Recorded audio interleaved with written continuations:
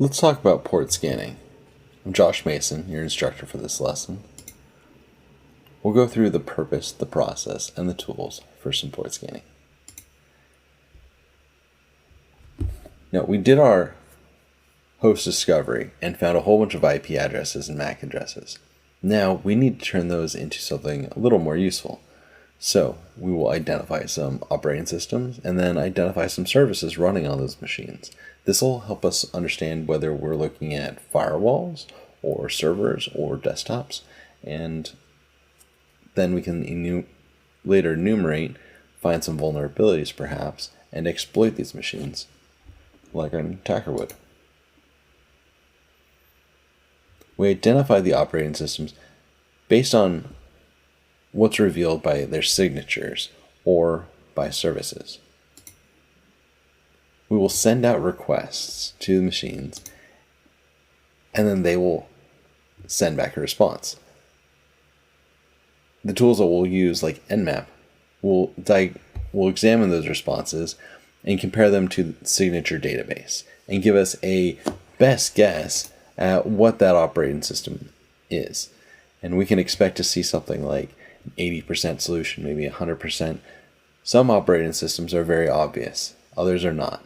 And we'll take whatever we can get from the scan. Also, sometimes services or programs that are running on those machines will tell us exactly what the operating system is because the version of the software includes the operating system itself.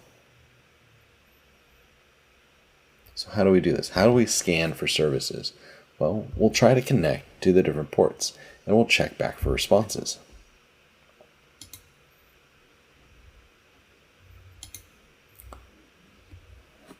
So the normal TCP three-way handshake, if we connect, we send a SYN, we get a SYN ACK, send an ACK, we know that the port is open, and then we'll send a reset ACK just to close that connection.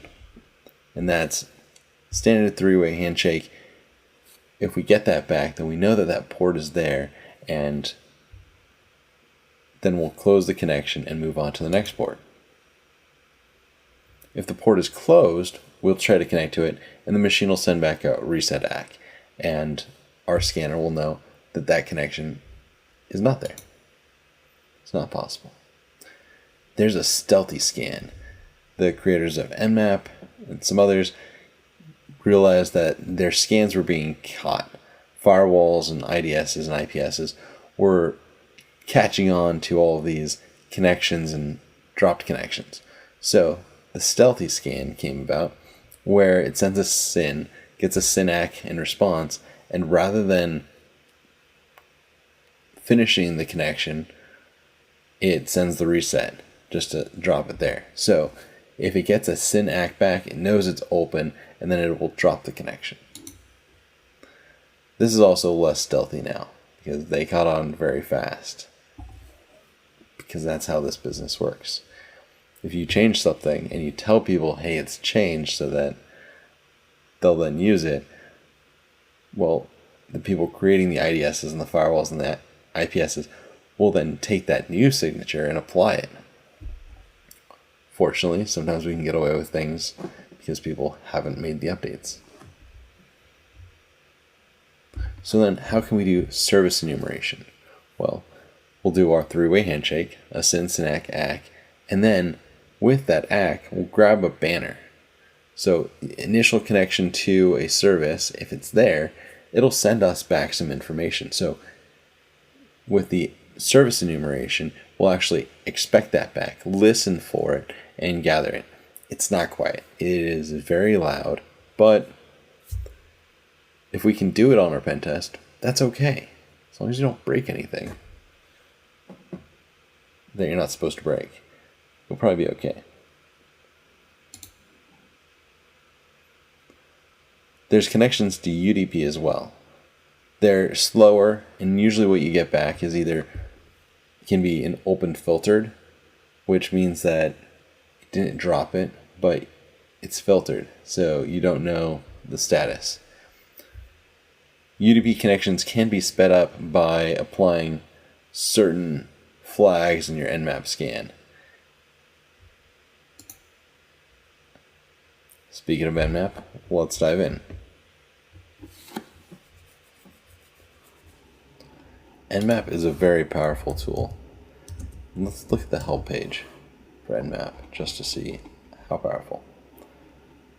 There are a lot of flags that you can throw in with Nmap, a lot of switches, if you will. Some things we want to look at. We already did this ping scan before in host discovery. And we talked about doing a SYN scan. There's also a full connect scan. And a few other ways of scanning if you want to avoid detection. If you want to pick specific ports, that's doable.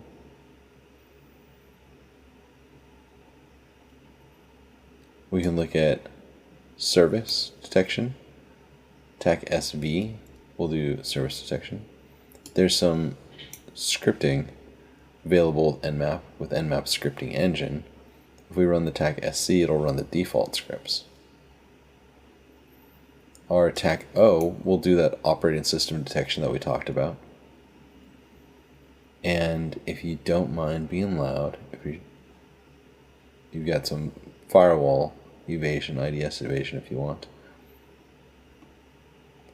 Down here under miscellaneous, we've got TAC capital A.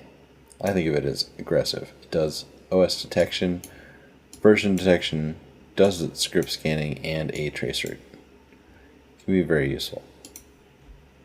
Let's look at what we kind of get as our outputs.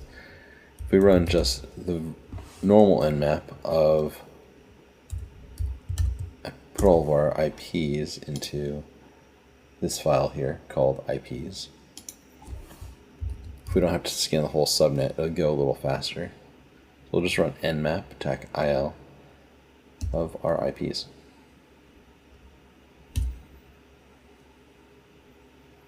Pressing V while it's scanning will increase verbosity so you can see what's happening. And you can see what we got a return back. We have some services, different ports on these different machines. Now it's taking a guess at the services based off of known ports, because all it did was that simple SYN scan, or that simple scan to connect and see if the ports are even open. If we want to add on to that, we can run a service detection and also that operating system detection.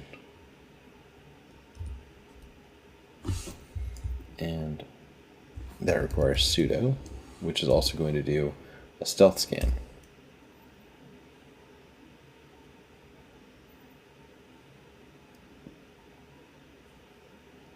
Pressing spacebar in the middle will give you a heads up of what's happening. If your scan is taking a long while, press spacebar and you can see an update. Perhaps how much time is left.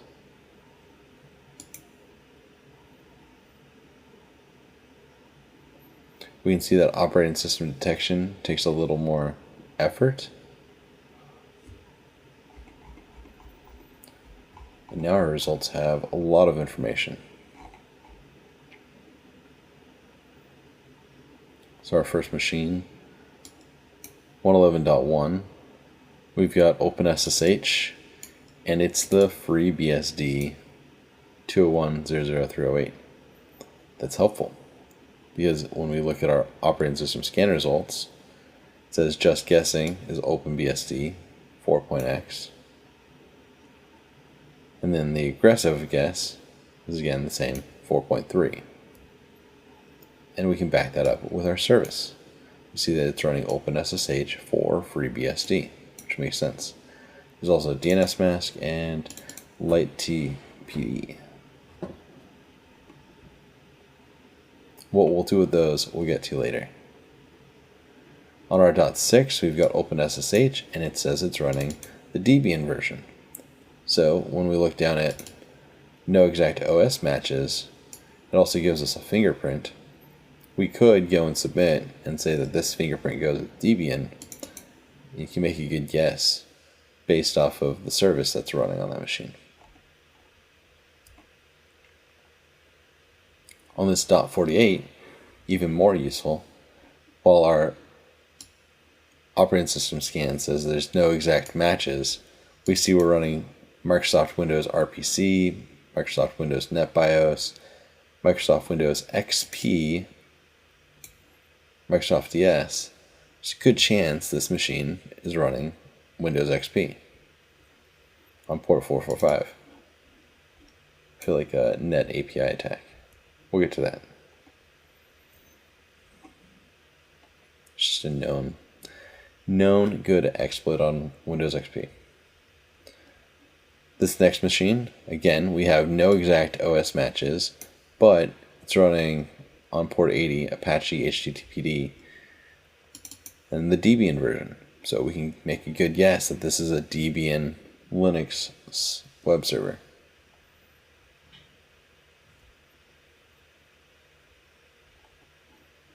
On our .100, it said it scanned all the ports, and there were too many fingerprint matches to give specific OS details. So that one's a little interesting. It's a little different. Perhaps it's a firewall.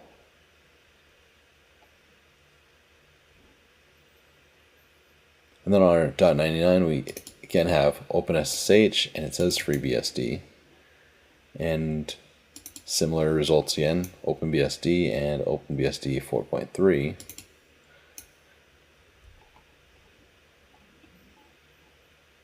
.213, another Debian web server, even though it says no exact OS matches. And that's the basics that you can get away with. If we wanted to, we could add in some scripts, and some of the default scripts will be discovery scripts. Some are some vulnerability scripts. Now what's a little different here is after that operating system detection, then we've got a little more work for it to do, because it'll run the scripts based off of the services that it finds. And this scan takes much longer. You can see it's initiating the NSE, the Nmap scripting engine.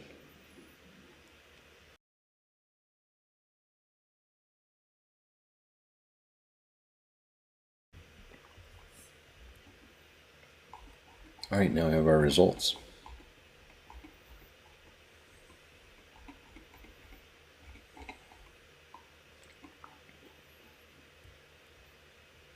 So with those scripts, not only do we have the version of SSH, OpenSSH, but now we've got the SSH host key. We have some PHP session ID information, our HTTP server headers, which adds even more. I mean, that's how we found out what version it was here. And as we continue looking down, we can see what services are running and make good guesses on what operating systems we're looking at.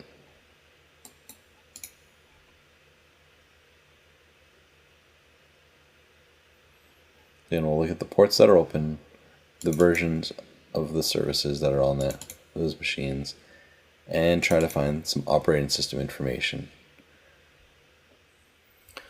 There are a handful of tools that we can also use for this. ZenMap is the GUI version of Nmap, and it will take all of this console information and put it into that nice interface that we saw in the last lesson. There's also Nmap Automator, which, based off of the subnet that you give it, based off of what it finds, it will run new scans, and it will continue enumeration all throughout what we'll get to later. MassScan is a very fast port scanner. It works by multi-threading, and it's very powerful. RustScan runs off of Rust, which operates at a lower level as a lower level language and is then able to work a lot faster. And AutoRecon, similar to Nmap Automator, based off of what it initially finds, it'll run a quick scan, it'll run a more deep scan, And really what it's doing is it is continuing to scan either a single host or subnet or based off of a list, same as Nmap, and continue to scan and enumerate until everything that could possibly be known about it from scanning is complete. And it'll get into some other tools that we will get into in later lessons. Very powerful tools there.